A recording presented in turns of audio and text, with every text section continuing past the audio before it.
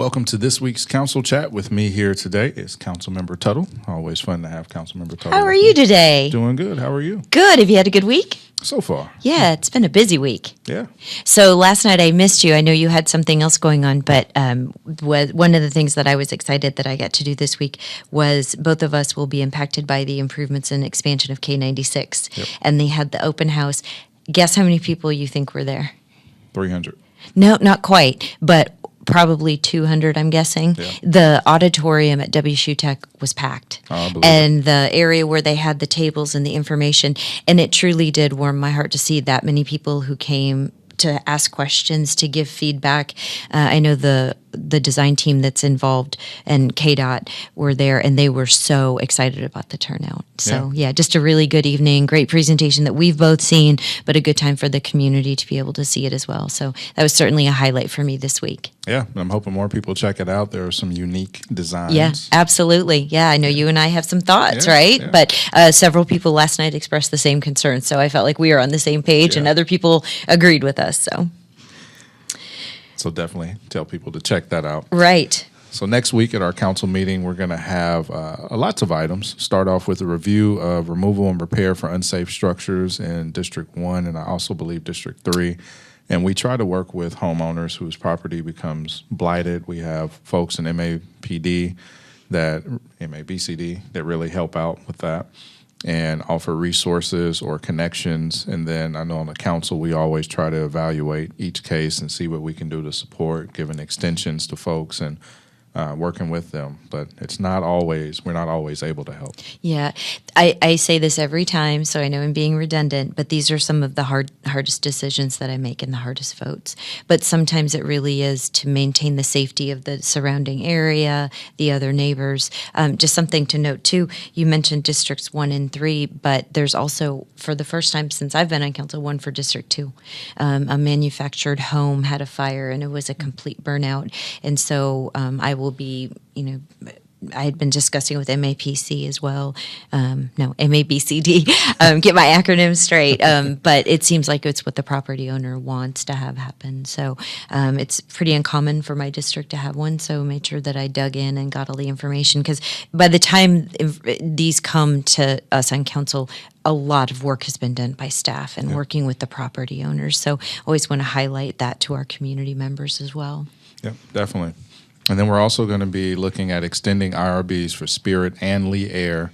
And the goal there is always supporting our local businesses and understanding sometimes some of those metrics may be hard to meet when you have a global pandemic and other issues in the aviation industry. But both companies have been doing really well, have made some massive investments in our community.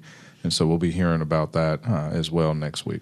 Yeah, Spirit Aerosystems especially is one of our anchor industries, right? It's one of the industries that tethers community members here. It recruits talent and it keeps talent here. And then Lee Aerospace, just a fantastic locally owned company that's an important part of our aerospace industry. So just want to make sure that we use the economic tools that we have in our tool belt. Yep. So also, we're going to be looking at accepting a National Park Conservation Grant for Chisholm Creek Park and for Proc Wetlands. I looked a little bit through the packet. I still have to enjoy it thoroughly this weekend, but looks like about $500,000. At Proc Wetlands, we'll be getting open-air shelter, a drinking fountain, and an interpretive playground. And then at Chisholm Creek Park would include a 10-foot wide paved white walking and bike path, which is near and dear to my heart. It'll be around the lake, and then a paved parking lot, and then American with Disabilities Act fishing dock. So I thought those were some great amenities that will be added. One of the things that I love about our park system here is that we really, first of all, it's free or very low cost for everyone, but I just see us being more inclusive of our community, having playgrounds that are interactive and now having a fishing dock that's ADA compliant. So just always really impressed with our park team and all the work that they do for the city. And then also we are going to be discussing ARPA funds for a fire optimization project. Talked a little bit about this at Agenda Review. We talked about the SAFER grant that our fire department received, but it doesn't start until March. And so this will allow us to be able to fill in that gap between now and March with the new firefighters that we were able to hire. So always thinking about public safety and the safety of our community, and this will be another way that we can keep that as a top priority. Yep, those are some great items. We'll also be looking at the Downtown Streets conceptual plan that I believe has hit every district advisory board and had lots of public feedback, but it will help us modernize and optimize our downtown street system. We've definitely seen some vast safety and efficiency improvements, as well as a sidewalk arterial program.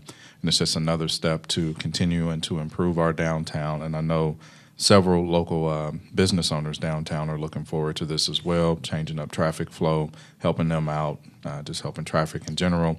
And the bike lanes will be awesome as well. Yeah, really, safety and mobility are kind of the priority with this project.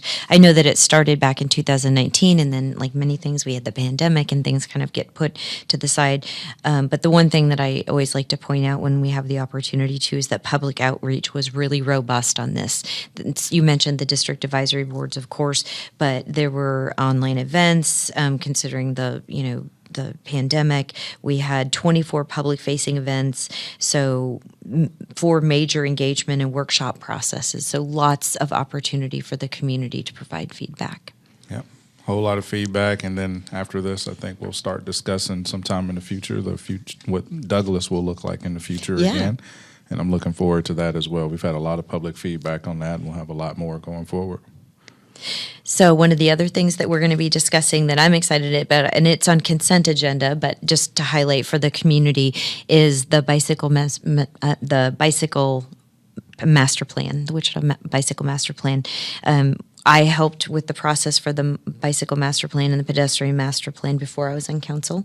And the genesis of Bike Share ICT was because of the master bike plan. Awesome. Yeah, I asked Scott Wadle, now he's our MAPD director, but back then was working with transit and working on bike and pet initiatives. And one time, just in a passing conversation, said, what in the master bicycle plan isn't being accomplished? And he mentioned bike share. And I said, let's see what we can do. Yeah. So went back to my colleagues at the Health and Wellness Coalition, where able to secure funding from Blue Cross and Blue Shield of Kansas. So, sometimes I think people question, why do we have so many plans? But this is exactly why, so that we can be strategic and target different initiatives that are important for our community and that they tell us that they want. Yeah. Yeah. And also, big news yesterday, amazing Apex 2 opportunity here in Wichita with Integra and looking at their massive expansion. And I think it's great not only for our city and state, but for the country when you see opportunities like that coming back to the shores of this country, creating those job opportunities. It's awesome. Yeah, I could not be more thankful for the City of Wichita Economic Development Team. I know that they worked really significantly on this. Also, the Greater Wichita Partnership. It shows that we collaborate and use the resources that we have. I know people are really excited, and I am too, but this is one step in the process. Yeah. Now we need to figure out what the city and county contribution will be, or what we'll be able to enhance this, and then it still has to be passed at the federal level. But we're making strides. And again, I just think this is a great way that we can diversify our economy. We can help to use the skilled labor that we have here and really put Wichita on the national map. Yeah. So I'm excited to see hopefully more steps in this process, and hopefully it'll come to fruition. Yeah, and hopefully more companies coming to Wichita. Excellent. I like it. All right. I guess it's time for our question of the week. All right. I'm scared. Superman or Captain America? I'm a Superman guy, so that was easy for me. Who would win in a fight? Superman. Superman gets charged by the sun unless it's like too cloudy out. But Superman, faster than a speeding bullet. Yeah, Superman. I'm going to go with Superman only because I have to admit I don't know that much about Captain America. Captain America's good. Is he good? Not Okay. Superman. I don't know any of his special skills or anything like that, but Superman can fly, and he only has one nemesis, kryptonite, right? Yeah. So I don't know what Captain America's nemesis or issue is. Captain America would have to get the kryptonite, but genetically modified. But Superman's an alien coming, from another place. I don't see competition. Solid Superman 2.0. Yep. Superman.